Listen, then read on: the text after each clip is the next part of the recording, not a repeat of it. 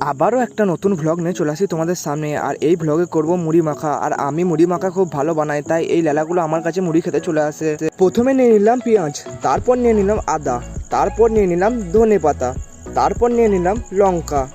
প্রথমে এই পেঁয়াজগুলো কুচি কুচি করে একটা জায়গায় রেখে দিলাম।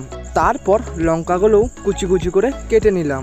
তারপর ধনে পাতাটা তাড়াতাড়ি করে কেটে নিলাম, কারণ এই ধনে পাতাটা লোকের জমি থেকে চুরি করে নিয়ে আসা ধনে পাতা। তারপর কেটে নিলাম আদা। যেসব সবজি ঝালমুড়িতে রাখবে সব কেটে এই জায়গাটায় রেখে দিলাম। তারপর বালতি থেকে মুড়িটা বার করে নিলাম। আর এই মুড়িটাই কিছুদিন আগে আমি ভেজে নিয়ে এসেছিলাম। তারপর দিয়ে দিলাম গরিবের চানাচুর। তারপর দিয়ে দিলাম আমের আচার। যেই সবজিগুলো আমি কেটে রেখেছিলাম সব আমি একে একে করে শেষে দিয়ে দিলাম। এরপর দিয়ে দিলাম জিরে গুঁড়ো। তারপর দিয়ে দিলাম নুন।